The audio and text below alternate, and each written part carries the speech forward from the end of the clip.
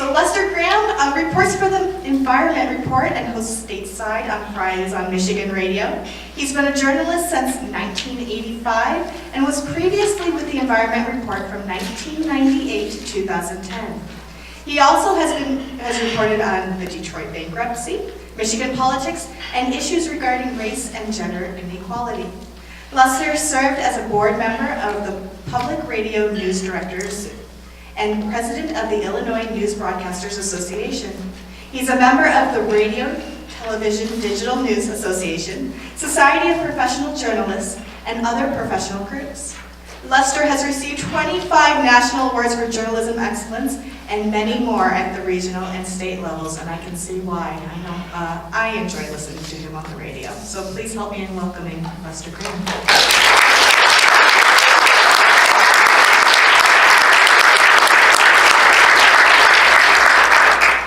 I have to turn my mic on. Hang on. Should show free. You're good. Okay, good. Oh, that sounds nice. Hi. It's good to see you. I never even see my audience, right? I just look at the walls and the microphone.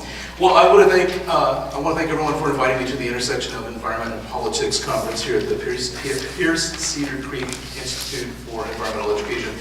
How many of you know Michigan Radio? Oh, wow. Let's see, that's about 3 pages of the speech. So, as she mentioned, I've been in radio broadcasting for 34 years. 20 of them have been at Michigan Radio.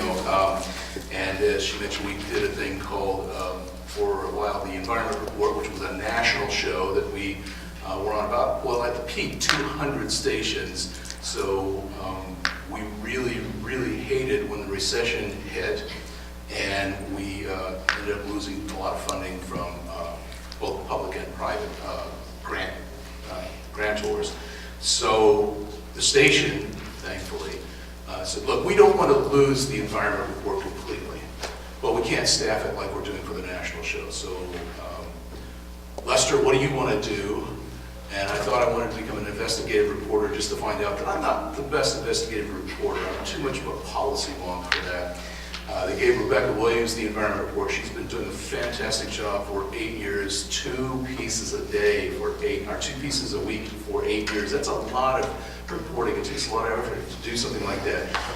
When we decided to reboot the Environment Report with me back at that place, we decided instead of trying to do 2 quick hurry-up pieces a week to get on the air, that we were going to do things as we got them done, and that gave us time to dig in a little more. They also gave me access to some of the other reporters, so we have more reporters working on environmental issues, which is really helpful. So we've got Tracy Samilton working on energy, Bryce Huffman out of Grand Rapids has been doing a lot of work on PFAS coverage, and and Rebecca Williams is still doing some pieces too. So having all of those folks working on these things has really improved the product, I think. So, the funny thing about this, I've been working in Detroit for a while, I've been working in Lansing a lot, and when my boss came to me and to ask, would you do the Environment Report again? She was looking like, oh gosh, isn't that a step backward? And I'm going, are you kidding? Yes, please. Let me do that. I'd love to finish out my career covering the environment because, you know, it's science-based. That's really nice because social science stuff, when you're dealing with politicians and social issues, it's tough because there's a lot more gray area. I love having those solid, factual information, peer-reviewed studies, and things like that, going out with field operatives to see how they're researching things. I like to go from the very beginning to the very end to see what's going on and then tell you guys about it. And there's some really interesting things going on. I'm here, though, to basically talk about how you guys can communicate more with your news media. I wish there was a real simple answer, but there just isn't. First thing you need to know, the news media landscape has really been changing. It's in transition faster than ever before. Newspapers, magazine, radio, and TV, the so-called legacy media, they've been scrambling to keep their audiences and try to attract a younger audiences that's grown up with on-demand news. So, why would I listen to a radio station all day long when I can just go to get the podcast? I'll just do that. So that's made things different.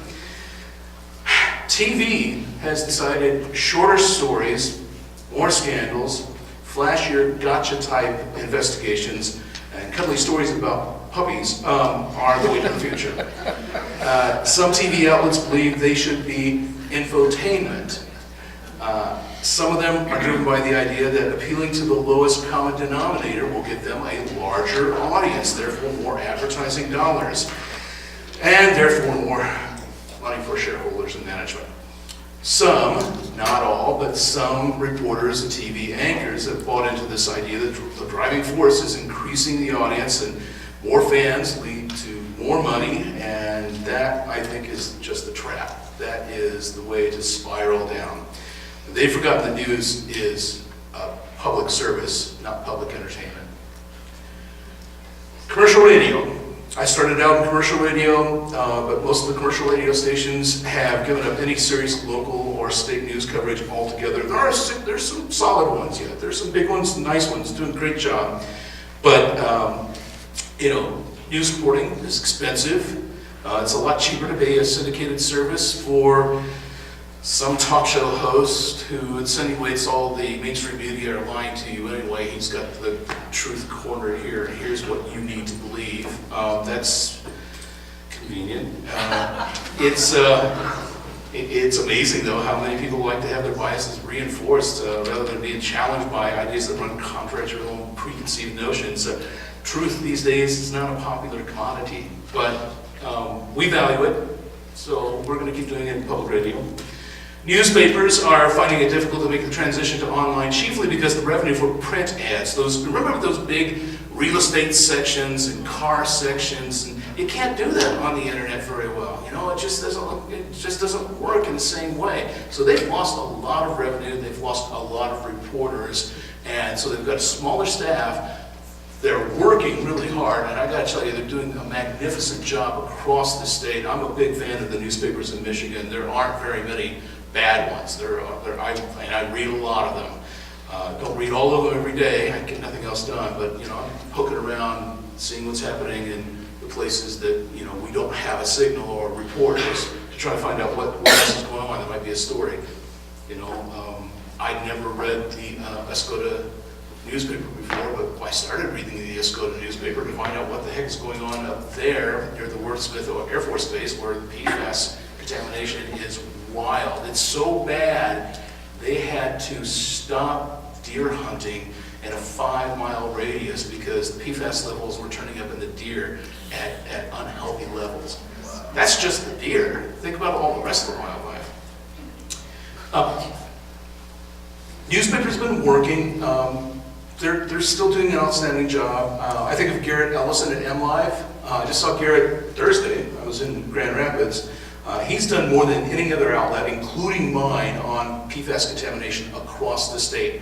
He's been traveling a lot. He's had his nose to the grindstone. He's sending out Freedom of Information Act requests constantly to different government agencies to find out what they're doing, what's going on, how bad is this, and he's doing a great job. He's doing a fantastic job. I think that's a really pressing issue. I also, in the last session they were talking about fracking. Remember 4 years ago when fracking was the only thing anybody's talking about? And now we're not talking about it as much because it's not going on as much in the state. Now we're talking about PFAS all the time, and I just want to remind you, PFAS has been around for many, many decades. It's been at this level in all these water sources. We've been drinking it for a long time. That's not good, but there's no easy fix either. It's not going to be fixed overnight. It's going to take I'm working on a story right now. Some of these water systems, drinking water purification plants, they've got charcoal filters. That's the answer to cleaning out most of the PFAS, getting it down to tolerable levels. There is no zero. There's no zero at all for drinking water because it'd be too expensive. You're paying enough right now. If you had to pay 5 times as much for water, that starts to get out of hand. Other plants don't use the same system, and they don't have charcoal filters in place. And they're going to have to find a way to either finance getting charcoal filters or some other method that I'm not aware of yet, like maybe reverse osmosis or something like that. But when you're talking about a municipality having to do all that, that's a lot of money it's going to cost. So just warning you about that. All right, let me talk about public radio for a second. When I got to Michigan, that was 20 years ago, our audience was 1/5 of what it is today. I'm not allowed to tell you the actual numbers because we have an agreement with the Arbitron service that we don't pay for Arbitron, it's given to us, so we can't tell you the numbers. It's a big audience these days. We have an audience that rivals any other news outlet in the state. So I'm really happy about how that's happened. I'm also really happy because, we're asking people to give us money. They don't have to give us money. They could listen all day long and never give us money and we'd still be there, but they give us money just because we say, can you help us? Can you help us to keep this news operation going? And they do it. And I'm always just, I feel so blessed there are so many people who value that kind of news coverage that they're willing to reach into their pocketbook. I just think it's amazing. And it's starting to work other places. Bridge Magazine is now being supported by the people who read Bridge Magazine. I don't know if you've seen it or not, but look it up. It's at bridgemi.com. They're doing some great work there too. They've got an environmental reporter there too. His name is Jim Alowitz, and he's doing some really nice work. So we've got bigger audience now. We've also increased the number of towers. We've got one in Grand Rapids. We've got the Ann Arbor Detroit signal. We've got one in Flint, and we don't own it, but there was a station in Port Huron that was struggling, and they said, look, can we just repeat your feed and serve our audience that way? And I'm like, okay, we'll do that. So it's a nice little arrangement. They get to keep their, because you can't let a radio station go dark or the FCC takes your license away. So they get to keep the radio station on. The people in Port Huron are getting a different news service that they've never experienced before. And we get to talk about the issues that are important to us to a larger audience. So that's fun. I also want to talk about just a little bit about my colleagues. Oh my God. I've worked at a lot of radio stations in my career, and usually it's a squabbling family. It's just there are a lot of egos, and it's hard to make it all work. I've been at Michigan Radio for 20 years. I keep thinking, these are the golden years of Michigan Radio. Wow, these are still the golden years of Michigan Radio. The young people who are coming in, because I'm 9 years away from retirement. The young people who are coming in are bright, they're hungry. And the one thing I've noticed, a lot of radio stations feel like we've got it. We are the best. We've got it down. Solid. Everybody at my station is like, okay, we got that done, but how can we make this better next time? I wonder if we could do this. And they're constantly meeting together in groups, sometimes with editors, sometimes just between reporters, picking each other's brains, trying to find out how can we do this a little bit better. We're a fairly small staff for large market public radio stations, but we're punching way above our weight, and the only measurement we have in our profession is awards. And you could take those 25 national awards she was talking about. I could take them to McDonald's, and it's still going to cost me $1.19 for a cup of coffee, right? I mean, they don't mean much. They have no value, except they're a value to our peers to say, hey, they're doing really good work. These young reporters are getting national awards that I've never won. That we got at DuPont for our Flint coverage. They've got all kinds of national awards for our Flint water coverage. I have nothing to do with that. But we're on par with stations in Chicago, New York, and LA. So that is a super place to be working. I'm glad to be there and have no intention to leave. They'll have to carry me out. Okay, let's talk about how to, that's the outline of who you're dealing with. Everybody's struggling, everything's shifting, you're gonna have to get their attention, right? The second issue is why some organizations issue news releases. Now, maybe you guys aren't guilty of this, but there seems to be this assumption that because it's important to our organization, it naturally will be important to everyone else. So you've got to carry this on your news because it's important to us. Unfortunately, that often is not the case. It might be a very important issue to your organization and nobody else cares. And we've got to make those judgments. If your organization feels that you've got something that's important to the world at large, whether that's a regional area or the whole state or whatever it might be, you've got to explain why it's important to the newspaper folks, the radio folks, the TV folks. You've got to let them know this is important to everybody else because sometimes if they don't have a full-time environmental reporter, they might not connect the dots. They might not be able to see it.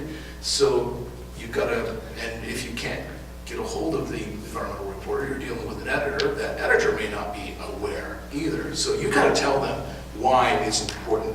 It's especially true if you're sitting next to the newsroom at large and you don't have a name. I want to talk about knowing somebody at the place because I think that's really important, probably key. Your release also is competing with all the other news releases that we receive in a day, and that's why it's really important to target your message. Try to find the right reporter. Do you know the reporters at your local news outlet? Do you know who is prone to cover, the kinds of issues you're concerned about? Are there environmental reporters? Are there reporters who tend to do a lot of environmental coverage? Do you have a personal connection with that person? Have you ever had a phone conversation with them? Would they know you if they met you on the street? I think that one of the things you can do is find that person that you really want to reach on the media outlet that you really want to carry your material. Get to know them, call them up, ask them out to coffee. By the way, most journalists, you can't buy them lunch. That's an ethical dilemma. You can't give them gifts or anything like that. So a cup of coffee is okay. My rule is nothing more than a cup of coffee. So I think a lot of them, some of them may be a little looser on that. Some of them may take the meal, but I wouldn't offer it. You might insult them somehow or they'll have to decline. I came here today and they were going to offer me a gift bag, and I'm sure it was very nice and I appreciate the thought, but I can't take even a coffee mug or something like that. It's just against their policy. So get a hold of a reporter that you think is doing really good work, someone that you think should know about the issues that your organization is dealing with because it's important to the community. It's important to the larger population. And then send those news releases, one to that reporter, one to the regular newsroom, and then do yourself a favor. Call them about 4 hours after you send that release. Now, that gets tricky too, because we get a lot of calls, but all you really want to know, did you receive our release? Because they may have got lost in email, or they may have not recognized that this is something I need to read right now. And then, you basically tell them, is there any question I can answer right now? And they'll probably tell you, well, not right now, I'm busy on something else, I'm on deadline, but let me get back to you, and hopefully your contact information is on your press release, right? Customize your releases for those outlets. If a radio station receives a news release, and this happens almost every day, that tells us there are great visuals.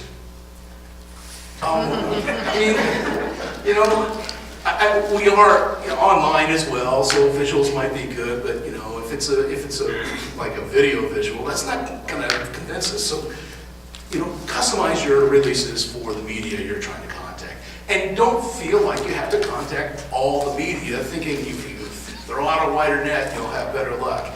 Build a relationship with the ones that are really important in your community. Find out who they are, build a relationship with them, and don't worry about sending out 30, send out 5. Besides, you don't have to do 30 follow-up calls anyway. That would be a pain. Keep your calls brief. Oh, a couple things not to say, because they're kind of presumptuous. Are you covering it? Who are you sending here? Don't do that, because that's just going to make the editor dig in a little bit. There's a lot of pressure in the newsroom. We are making fast decisions. I'll give you an example. I do stateside show on Fridays. Sometimes, usually the show has about 8 interviews in there, and we have to do all the prep work to understand the issue because my philosophy is I'm not going to ask a question I don't already know the answer to, because if somebody's going to dodge, I want to be able to stop them or challenge them. There are days, not all the days, but there are days we will lose 7 of those interviews. We will postpone them because of breaking news. We'll move them to a different date. We'll have to change the whole show around. We'll have to, things happen. So the newsroom is the same way. It might be a slow news day and you get really lucky because you've got a release here and there's like, yeah, that sounds like something we can put on the news because we've got nothing else.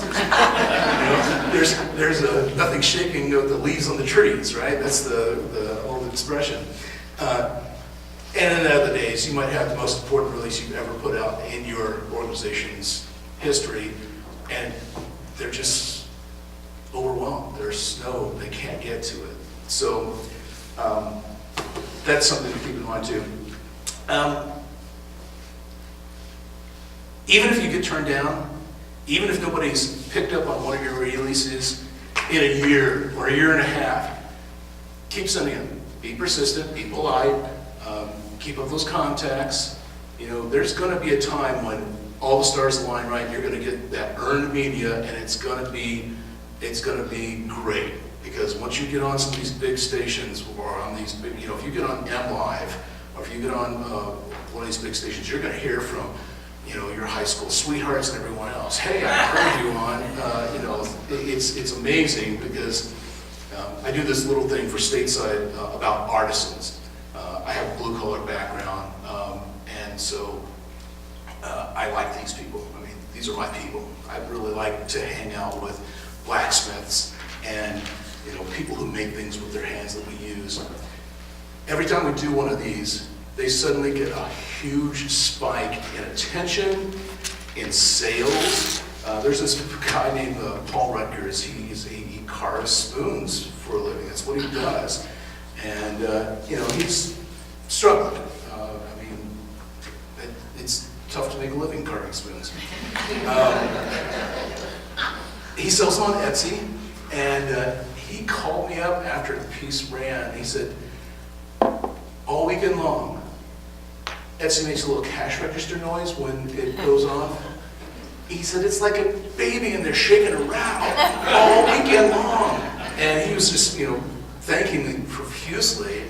But, the same kind of thing can happen for your organization. You might get a lot of attention that you never received before, and that's good, right? So don't give up. Just keep after them. News conferences are boring. Podiums, don't use a podium unless you're a governor or the FBI. I think that one of the things you can do is if you're going to hold a news event, you, for instance, might be launching this new cooperative effort with private landowners, for example.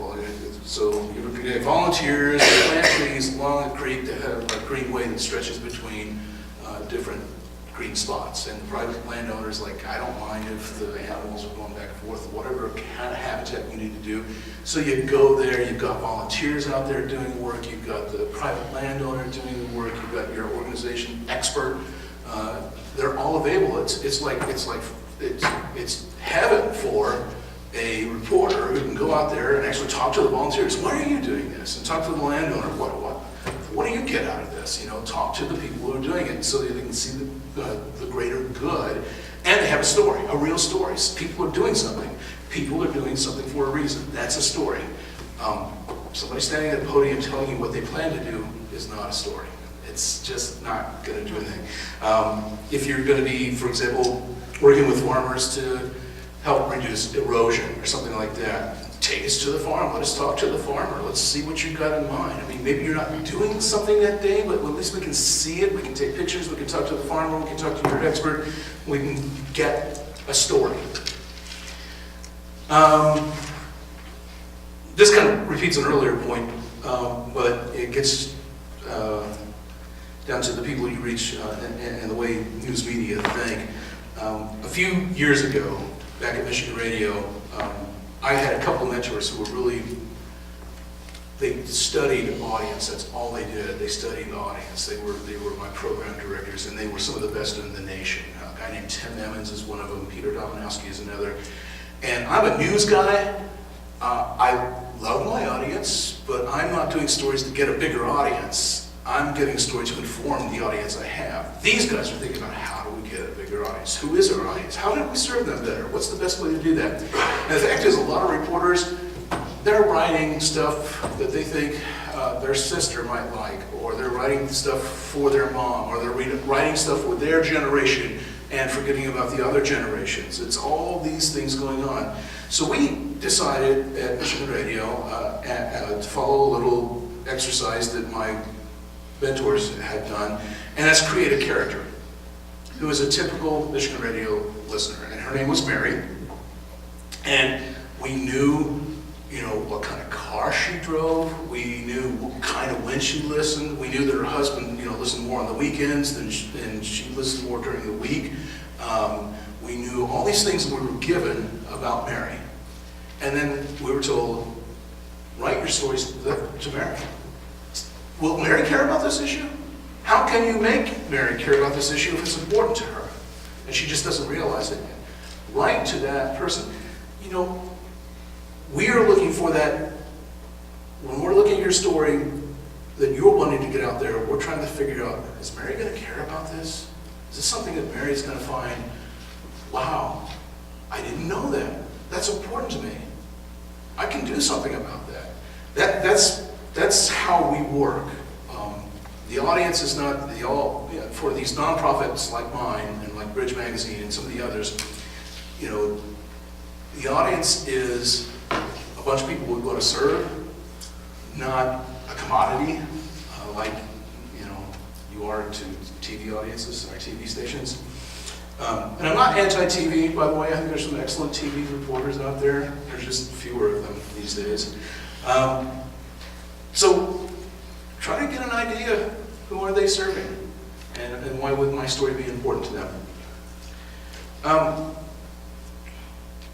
One of the things, after being on the Environment Report for 12 years, doing a lot of policy stuff, a lot of important stuff, when I would be with a group like you, or just run into some listeners at an event, the thing they would do is people would come up to me and start talking about a story I did 3 years ago, and how much it meant to them, and how they were able to do something at their house to make it more efficient, or some kind of thing that they did that they felt they contributed to making the environment better because of that story. And got me thinking this time when, thinking, okay, I'm going back to the Environment Report. What did we do in the past? What really works? And I got to thinking about that, and I'm trying really hard this time to make sure that I tell people, here's a problem. Here are some researchers who are looking into this problem. And one of the things is, I'll give you an example. It's easier to give you an example. I did a piece on decline in bumblebees in this state. They did a survey at MSU. They're finding that a number of the bumblebee species in this state are going down. They're tanking fast. And a lot of it has to do with habitat loss. Yes, there are some other outlying, pesticides and things like that, but a lot of the majority of the problem is habitat loss. So I went to an MSU master gardener. I said, if I were going to plant something on my balcony of my apartment or in my backyard, would that help the bumblebees? And she said, oh yeah, I can tell you exactly what to plant. And we didn't have time for that, but I could put a link to her site that tells you exactly what you want to plant. People can do something about that story. They can feel like they're contributing. And you get enough people in enough backyards who are putting out potted flowers that are attractive to pollinators, that can make a real difference if you get people doing that. Another one I did, if your furnace is like 20, 25 years old, even if it's running okay, keeps your house nice and toasty, that furnace is probably running at about 64% efficiency. You can get a furnace now that's 96, 98% efficient. And you can swap them out and start saving money right away. The problem is, not everybody's got $5,000, $7,000 lying around, right? So I found out there's this program called Michigan Saves, and I want to talk to those folks. How does this work? Who qualifies? And it's a lot broader than I thought. What's the interest rate? How did they get financed for this stuff before? And it used to be, you go to a finance company and they were charging like credit card rates, like 23%, 17%. This is more in like what you'd expect from a bank, you know, like 5% or something like that, and it varies, so you have to check it. But you can get a loan from the state. This is money that the legislature said, let's put it in this revolving loan fund, get a new furnace, you've got a payment, right? But chances are you're going to save money to the point, you know, if natural gas prices were higher, LP prices, definitely you're going to save money, but you can save money right away. Maybe it's a break-even proposition for you during the payment of the loan, but once the loan's paid, certainly you're going to be saving a lot of money, and you're going to be reducing greenhouse gases by a lot because they're so much more efficient. So I'm trying to find those kinds of stories. Think about that when you're writing your releases. All right, let me summarize these points. The news media landscape is changing. Keep up. Don't assume the public will understand why your issue is important. Get an understanding about the news outlets in your region, what works for them. Follow up on the news releases you issue, politely and without expectation. When you schedule a news event, don't tell me, show me. Get to know your reporters face to face. Don't preach to the choir, reach the people who don't know your work. Don't let people know the simple things they can do to help the environment. All right, if you'll indulge me a little bit, I'm going to tell you a few stories about how reporting can make a difference. I was working in a small town in Illinois, Vandalia, Illinois, commercial radio station. People were showing up at the city hall meeting complaining because they were going to put a sewer pipe down this tree-lined street and they were going to take all the trees out to do this on one side of the road. And these were like 100, 150-year-old trees. They were going to take them all out.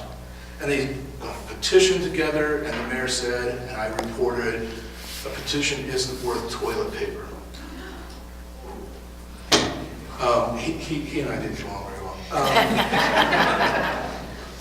So I thought, this is really important to them, and all they have to do is shift this pipe over a little bit. Yes, it will cost a little bit more, because they're going to have to take more of the concrete out of the road there, but a little marginally higher cost for that to save this whole boulevard of trees. So I did my 6 a.m. newscast. This, where they're working, was only about 4 blocks from my radio station, so I ran down there with my recorder, caught the first tree being cut down, went back to my radio station, and that's how I opened my newscast at 7 o'clock. And when the 7 o'clock newscast was over, I ran back down, got another one, and ran again at 8 o'clock. I was going to do that all day long. Went down a third time to hear the third tree, and some old guy glaring at me with his beat-up construction cap says, "Well, you got your damn way." That chainsaw sound stopped that tree-lined street from being destroyed. Now, they did move it over. They put their sewer line in. They still were within their grant limitations, so it didn't, bust the bank for them. The University of Illinois Extension Service guy in town said, those trees are going to die anyway. I mean, they cut the roots, they're going to die. That was in 1987. Every chance I get, when I'm going by Vandalia, I go down that street. Those trees are still just fine.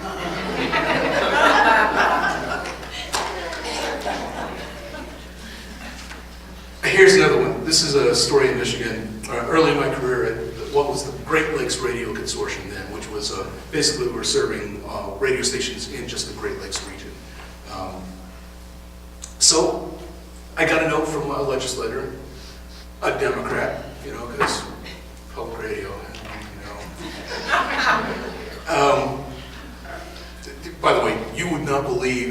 much audience we share with Rush Limbaugh.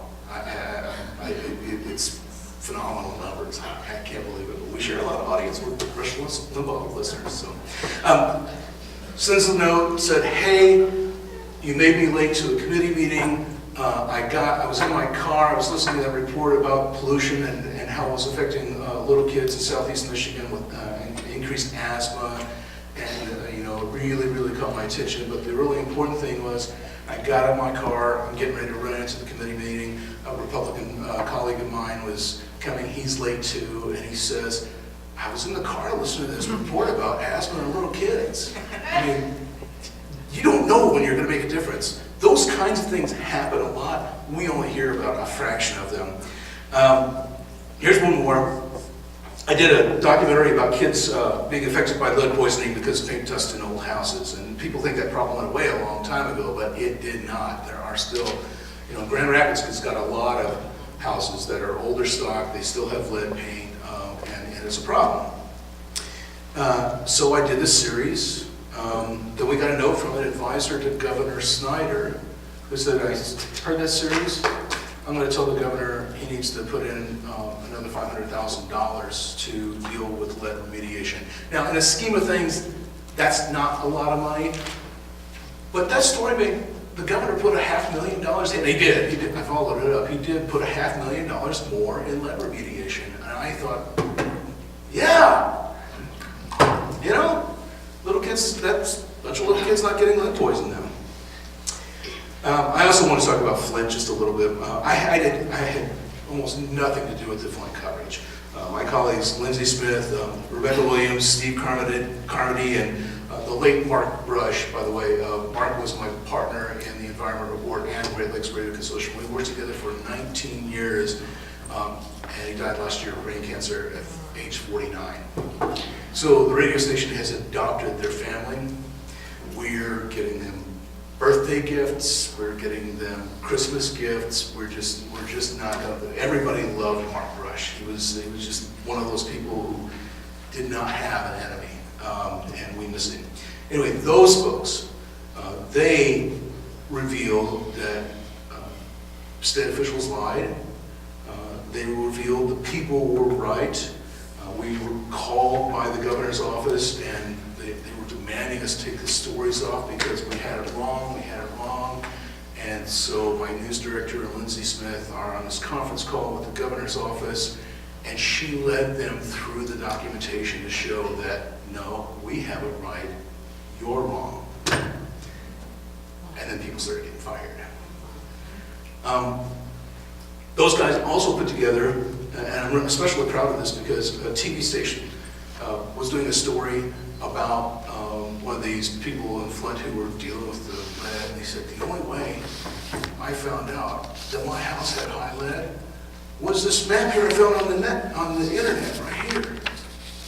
Mark and Lindsay and Rebecca did that. They took all the data that the state had, they plotted it out on the map. All you had to do is enter your address, and you could find out what the lead level was in your house. Nobody had done that for them. Nobody had told them. And these guys thought, well, this is crazy. They shouldn't have to, wait around and wonder. Let's just fix this. And they did. Those guys did a great job. They did a really great job. They listened to the people. They listened when the state was giving us all kinds of hassle. Oh, by the way, there were a couple other reporters who, besides our folks, a lot of people did really good work on that, but Kurt Guyette of the ACLU and Ron Fonger at the Flint Journal, part of the MLive, those guys, they broke that story. And we followed up on it and dug a little deeper because we had a few more resources than they did. But those guys broke that story, and that had made all the difference. I mean, I don't know how long that would have gone on if the media hadn't really dug in on that one. I think the real thing about that is, if you can get the reporter's attention and you've got a good story, they're going to listen to you. Or if the water's yellow, they're going to wonder, well, just like you, why? Because I wouldn't want my kids drinking that. They're just really, just little. Do you know who Mona Hanna-Attisha is? Okay, she was the pediatrician who got these lead level samples from kids all over and said, look, no, there is a problem. Look, we're seeing it. There's an actual problem. She was at the station. I'd never met her before. I wanted to meet her. I said, hi, you know, that was really brave of you. And she turned to Lindsay Smith. She says, there's the brave one right there. And I thought, wow, that's, they're both heroes, you know. They made something happen. So we, you and I, we're concerned about the environment. I can't say I'm your ally, but I'm friendly to you. I mean, I'm not going to do a story because you think I should do a story. I'm going to do a story that I think will be good for my audience, for Mary, and I'll listen to you. I do have a point of view, and I think the point of view is, the Earth is probably worth saving. And that's what drives my coverage. You know, we're going to question you. We're going to demand facts to back up your assertions if you're making the claim. We're going to ask for data. We're going to irritate the hell out of you because it's so obvious to you. Why don't you see it? But we need to verify. We need to see it. We have to learn. We have to prove. But we will stand by the truth and with you once we can verify it. That's my promise. All right. I told them I wanted to have some time for Q&A. Any question? It doesn't have to be anything I talked about today. It can be anything about the radio station. Ask away. Do you mind?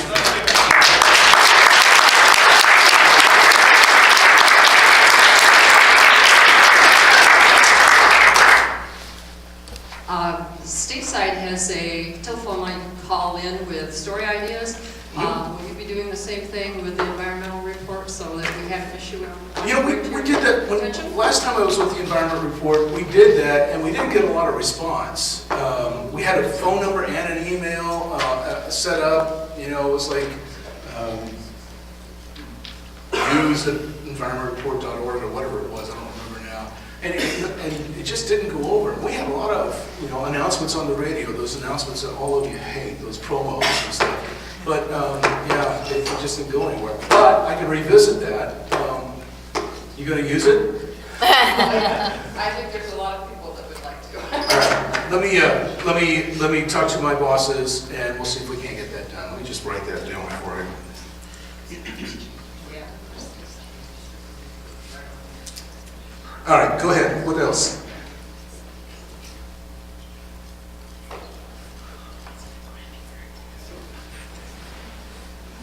So you all have had a lot of more fundraising lately because of what's happened recently.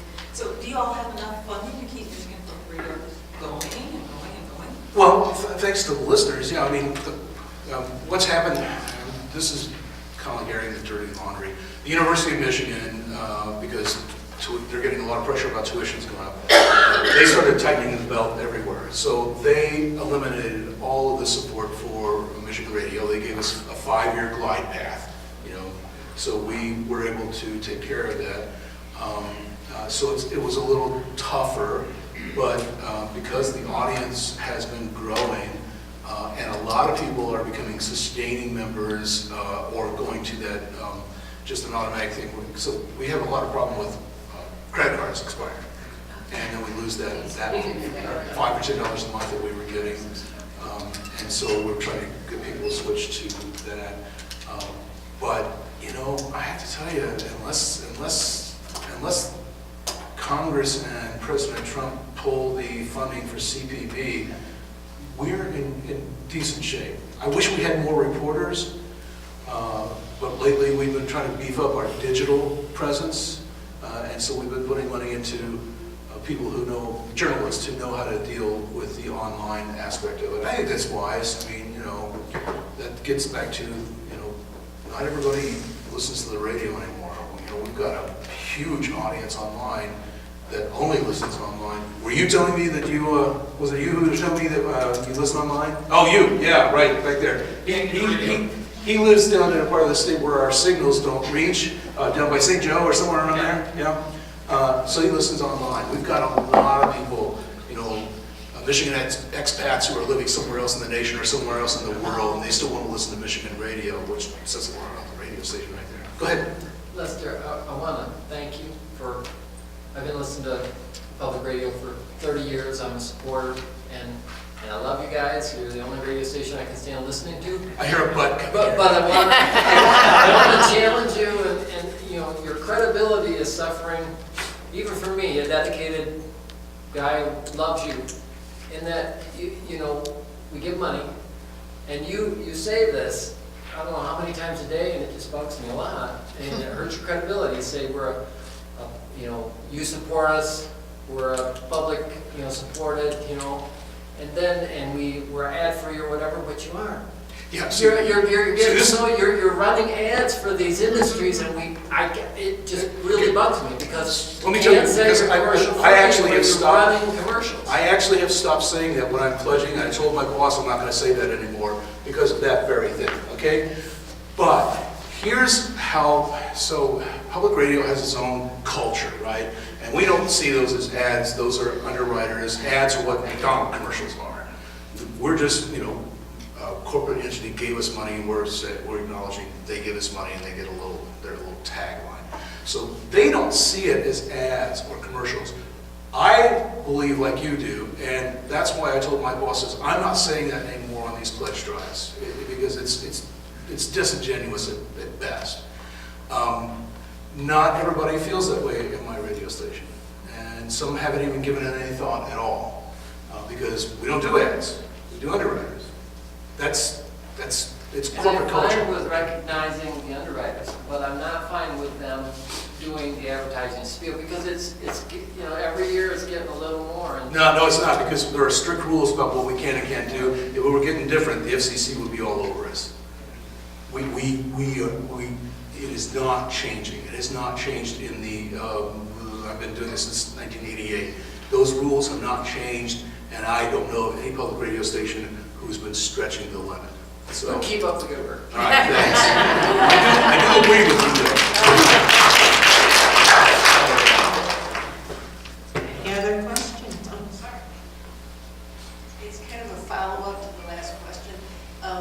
There are times when there's been a story reported and one of the on-air people will say, full disclosure, Enbridge Energy is an corporate underwriter. Yeah, And I want to go, wait a minute. So- I'm just wondering, do you get any feedback from your corporate sponsors when you are, when you're reporting certain stories? So I mentioned Mark Brush earlier. Mark did more on covering Enbridge Line 5, for example, than anybody else. You go back and look at what we've done on Enbridge Line 5. It's a lot, and it's, you know, it's all solid reporting, and that's why Enbridge came on. They thought, man, we're getting hit by this radio station on these things that they're reporting to folks. We're going to put our ad on. Then we've got to make this decision, all right? So if we do an Enbridge story, we want to make sure that people who know that they're an underwriter, we want to make sure that they understand that they know, and so we want to disclose this thing. Now, it aggravates the hell out of me, because now Enbridge gets another announcement every time we do a news story about Enbridge, or any of the other consumers, DTE, any of them. But I believe that we should disclose. I think we should disclose every time that, you know, these are people who give us money. It has not, because we have a really nice firewall, has not caused anything to change within the news department. Well, I wondered if you're in a way educating those companies by the stories that you are presenting that cause you to have to say, full disclosure, we have this as a corporate enterprise. Okay, I'm not following you exactly. Do you mean Okay. they're learning something from the news stories? Yes, yes. Yeah. I don't know if they are. I think, yeah, I did have the Enbridge guy, that he's a former TV reporter. He's now the Enbridge spokesperson in Lansing. He wanted to have a sit down So I and my news director sat down, and he wanted to show us why, it's almost impossible for the pipeline to go through. We had a bit of the pipeline with him, and he had all of his arguments laid out, and I said, we know all of this. We appreciate you coming in and telling us to make sure that we know it, but we've got that part down. Well, if you've ever got any questions, feel free to call me anytime. Like we always call you guys when we're doing a story about you guys. So I don't know what more you want. I just want to make sure you knew about this stuff. So yeah, I mean, they're only learning that when something gets on Michigan radio, it's going to cause them problems if it's that's the lesson they've learned, and that's why we've had a couple of these interesting corporations start doing underwriting announcements on our station because they were getting there was a bad portrait of them coming out, not just in our, but others as well. All right, hope I answered that. So I'm a researcher at Michigan State. I had a question about like how you communicate science.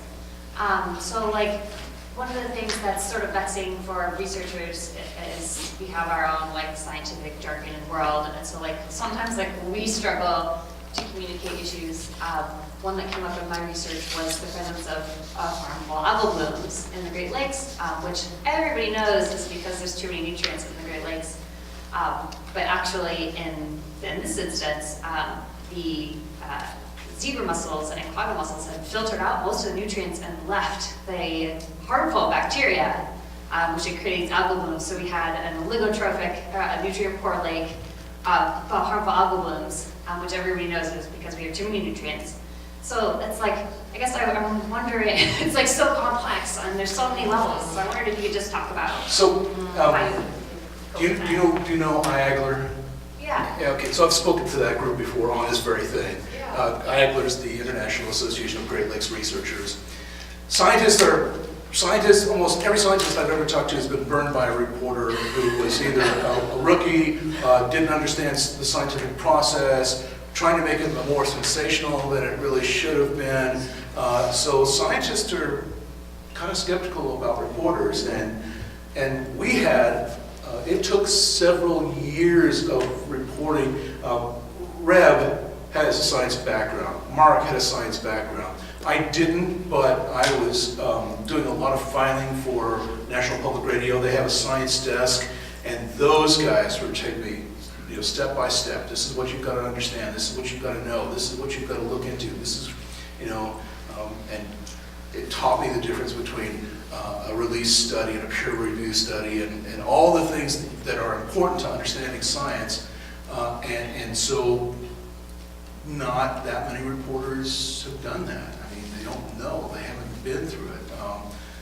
I think the reporters that remain in print and in some of the bigger outlets are more savvy about that stuff than they used to be. They aren't trying to do some sensational study. I've only met Garrett Ellison a couple of times, but that guy's brilliant. He's really going through the paperwork. He knows how to deal with scientific information.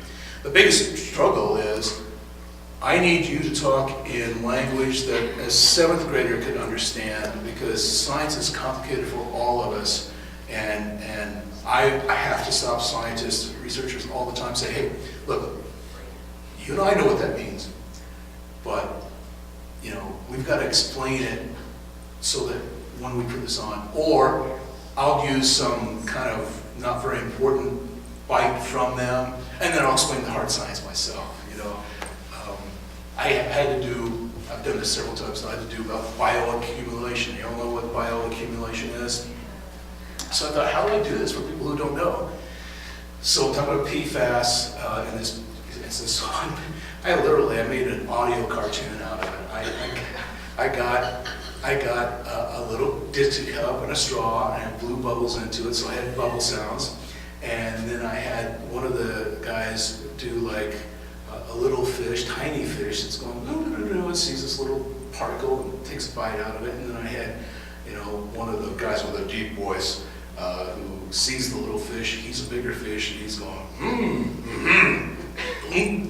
and put that together as I'm talking over it, and people loved it. They got it.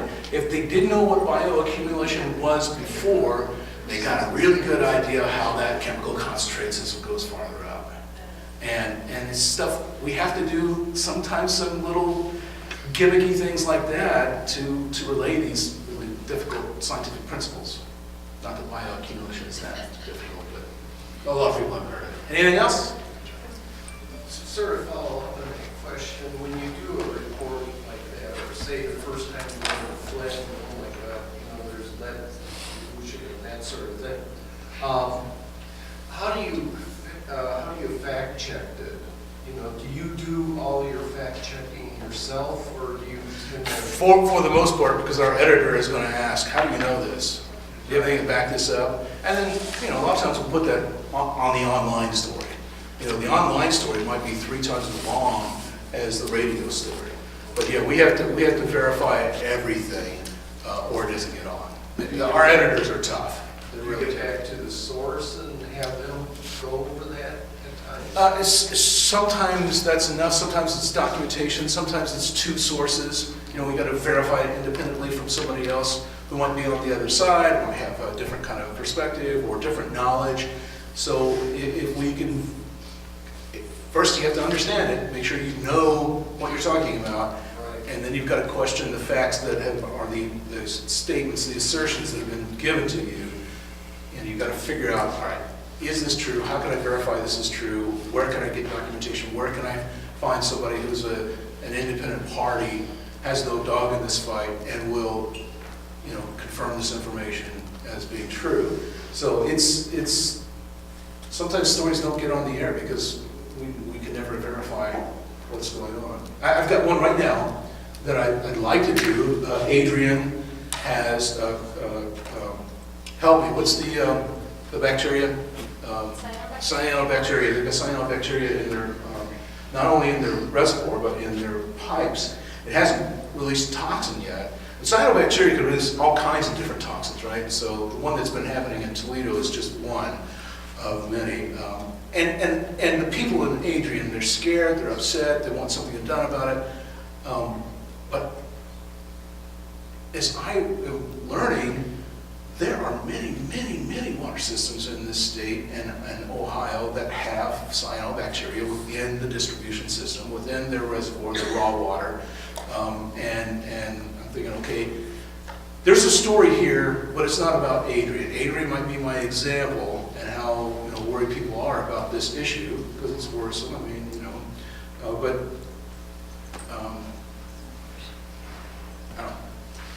I'll do it somehow. I'll find a way to do it. But I haven't been able to nail down all the information I need to make it a Michigan radio story yet.